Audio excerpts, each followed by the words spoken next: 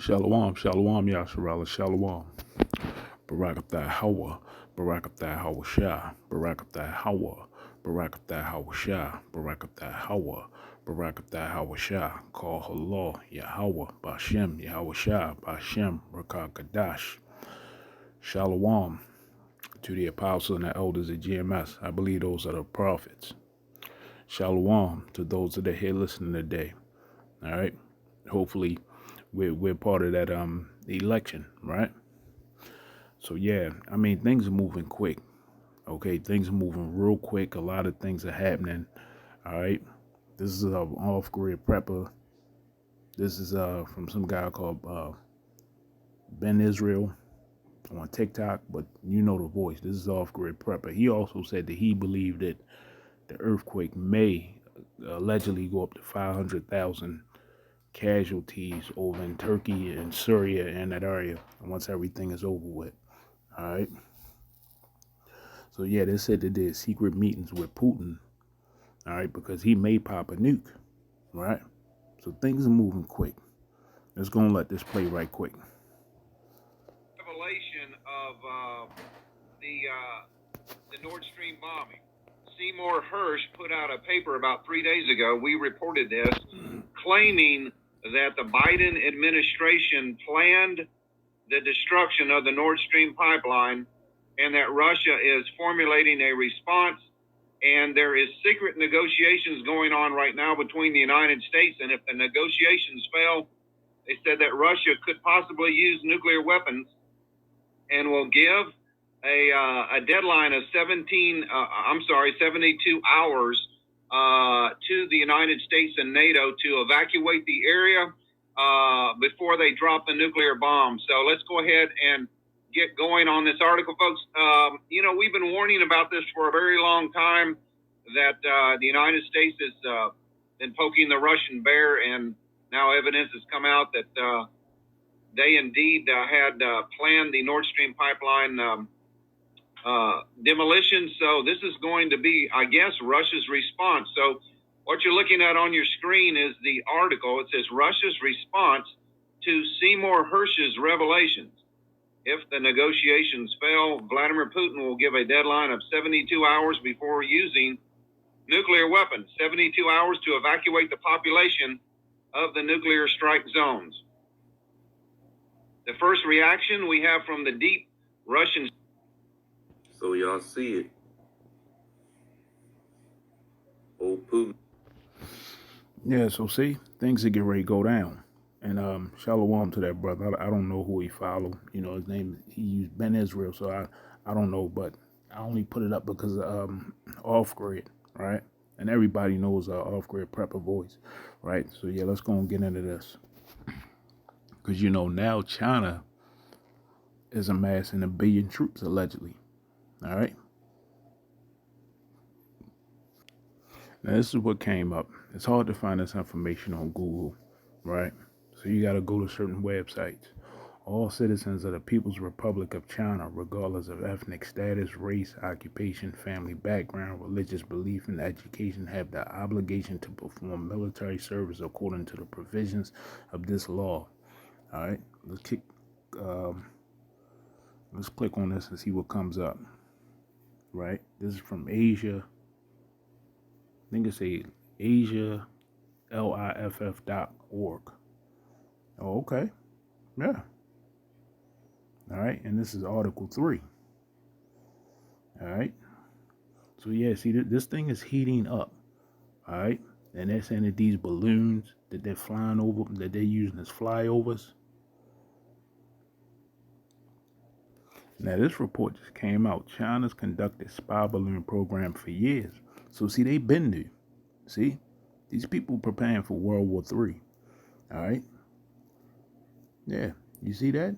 The Chinese balloon shot down off the South Carolina coast was part of a large surveillance program that China has been conducting for several years, the Pentagon said Wednesday. You see that? When similar balloons passed over U.S. territory on 4 occasions during the Trump and Biden administration, the U.S. did not immediately identify them as Chinese surveillance balloons. See, so it'd been several balloons. You see that? I'm not gonna pay these people. So yeah, they always want some damn money. All right. Yeah, this thing is heating up. So I'm gonna play this video because now everybody is testing missiles, getting ready for war. All right. This is what's getting ready to happen. So I'm gonna get a scripture and play this video because now things are heating up. They said the U.S. just tested one of its Minuteman missiles, China testing missiles, North Korea testing missiles. Everything is heating up. All right. Luke 12, verse 49, I am come to send fire on the earth, and what will I, if it be already kindled? You see that? Matthew 10, verse 34, think not that I have come to send peace on earth. I have come not to send peace, but a sword. Call Allah Yahweh Bashim Yahweh Shah. So yeah, let's go and watch this video, because these military armaments are starting to amp up. All right, they're getting ready. Everybody getting their sword sharpened. All right.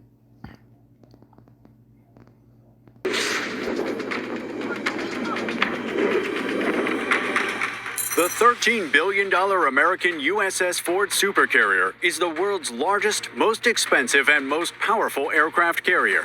The 100,000-ton carrier packs greater air power than the entire air force of at least 60 nations, can run for 25 years without refueling, and is protected by an endless inventory of inbuilt defenses, along with an armada of 10 or more cruisers, destroyers, frigates, and sometimes a submarine or two. Yet China can destroy it in a single strike. This is the extent of the power of the Chinese hypersonic missiles, and understandably, it's a problem for the U.S. Navy. One that can't be ignored, especially since China isn't hiding the fact that its hypersonic weapons are designed specifically to repel American ships. One of the country's weapons testing sites, tucked away in the Taklamakan Desert, has full-size mock-ups of U.S. aircraft carriers that it uses for target practice. To defend its fleet against possible attacks from these Chinese hypersonic missiles, the U.S. Navy has turned to high-power lasers armed with hundreds of millions of dollars of investment funds to ensure that American laser weapons triumph over Chinese hypersonic missiles as tensions continue to rise between the two countries. China is positioning itself as the most consequential rival to the United States. Both its economy and military are growing at exponential rates, and so a war between both nations could send shockwaves around the world. Despite this possible widespread impact, a U.S.-China war isn't exactly far from impossible. Tensions riddle the relationship between the two world powers, particularly as a result of China's undying wish to absorb Taiwan into its territory, and the U.S.'s unrelenting desire to ensure Taiwan remains a free state. U.S. President Joe Biden even went as far as signing a defense spending bill including up to $10 billion in assistance for Taiwan. In addition to Taiwan, China also claims sovereignty over nearly all of the South China Sea, extending thousands of miles from its own shores. However, international law, enforced by the U.S., recognizes territorial claims only 12 nautical miles offshore. These territorial lines remain heavily disputed, so much so that it appears the only thing preventing China from taking a more explosive aim at foreign movement in these regions is America's naval presence. President Biden has also become increasingly forthright, saying that the U.S. would intervene should China mount an unprovoked attack on American allies. But perhaps the biggest American revolt against China's claims is former House Speaker Nancy Pelosi's recent visit to Taiwan, despite China's clearly expressed displeasure. And it was clearly expressed indeed. In fact, during the visit, China fired a DF-17 missile only 75 miles from Taiwan in what was referred to as a test.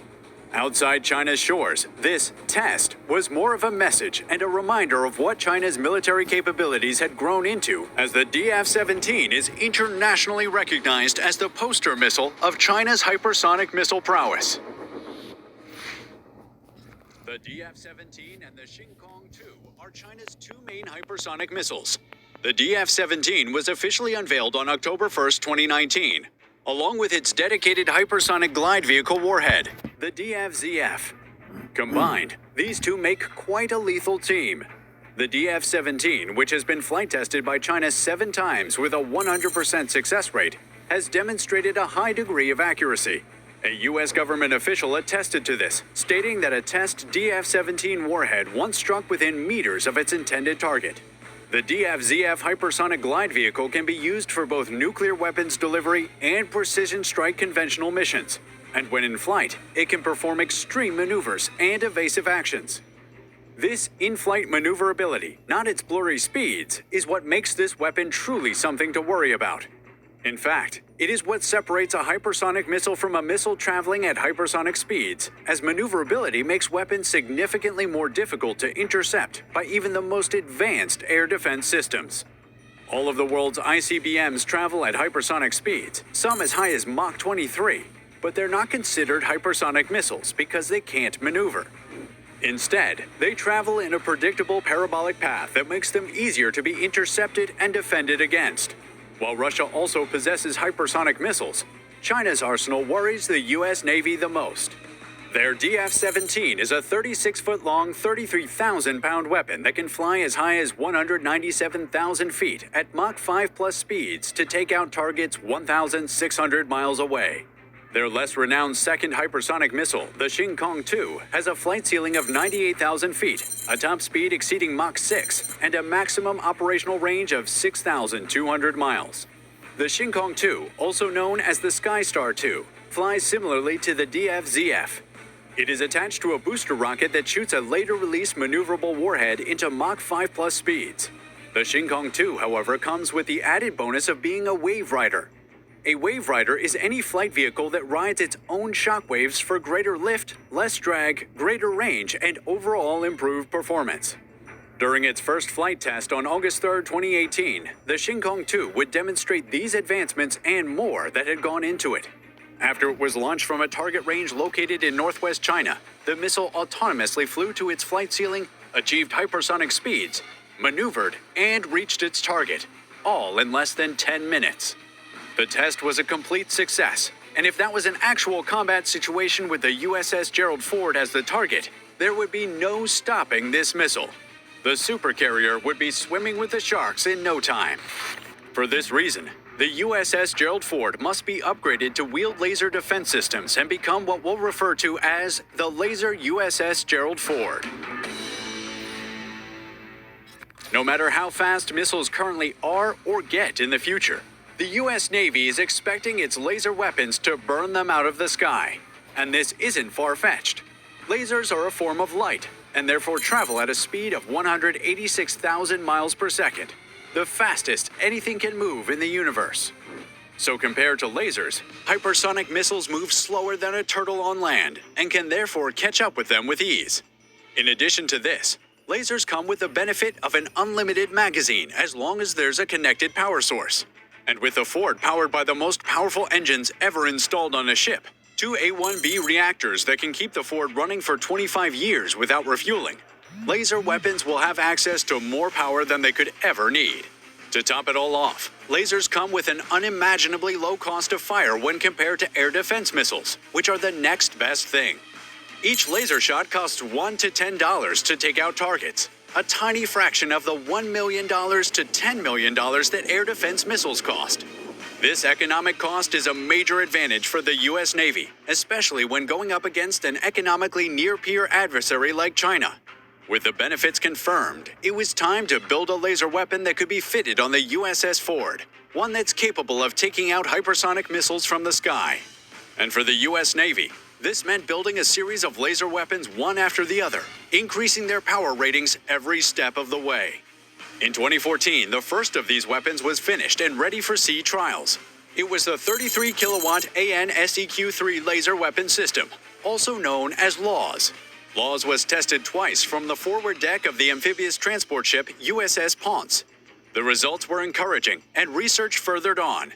This resulted in a second, stronger laser weapon known as the High Energy Laser with Integrated Optical Dazzler and Surveillance System, or Helios for short. Helios is a $105 million 60-kilowatt laser weapon developed by Lockheed Martin. It was the first permanent laser weapon on a destroyer and can integrate with the ship's advanced Aegis radar and weapons control system. Despite being scalable to a 150-kilowatt rating, Helios would be insufficient to take down hypersonic missiles. it would be insufficient to take down even supersonic missiles. It was determined that taking out supersonic cruise missiles would require at least a 300 kilowatt laser, like the High Energy Laser Counter ASCM program or Hellcat. With the Hellcat terribly insufficient, the Pentagon now aims to develop a weapon more than 3 times as powerful. A 1 megawatt laser weapon that should finally do the job of countering hypersonic missiles, which are designed to withstand 1,000 plus degree temperatures inherent in hypersonic flight. And a 1 megawatt laser weapon isn't too far off either. The Navy already awarded a contract to Northrop Grumman to develop such a weapon. And in July 2022, the company completed a preliminary design of a high-energy laser that combines several laser beams into one powerful 1 megawatt ray. This weapon could be the difference between the USS Ford and other American carriers becoming massive vulnerable wastes of billions of dollars, or remaining the indomitable, most powerful megaships of the US Navy. That is how much of an impact a laser weapon could be in this ongoing silent battle between the US and China. It gifts the US Navy with the power to destroy China's fastest, most advanced missiles in the twinkle of an eye, and at the cost of a cup of coffee. And according to experts, each shot would get even cheaper if you subscribe to this channel and give this video a like. So do so now, and Isaiah 24 verse 6, therefore have the curse devoured the earth, and they that dwell therein are desolate. Therefore the inhabitants of the earth are burned, and few men left. Where you gonna be at, Jake? You better use this time wisely that we got left. Let me get one more scripture and shut it down. But yeah, you see these people, they getting ready for war. All right. 2 Peter 3 verse 10, but the day of the Lord will come as a thief in the night, and the which the heavens shall pass away with a great noise, and the elements shall melt with fervent heat. The earth also and the works that are therein shall be burned up. Seeing that all these things shall be dissolved, what manner of persons ought ye to be in all holy conversation and godliness? Jake, use your time wisely. We almost out of time. Everybody can feel it on their spirit, right? So yeah, I'm gonna shut it down. I'll see you again real soon. Shalom. that a test DF-17 warhead once struck within meters of its intended target. The DF-ZF hypersonic glide vehicle can be used for both nuclear weapons delivery and precision strike conventional missions.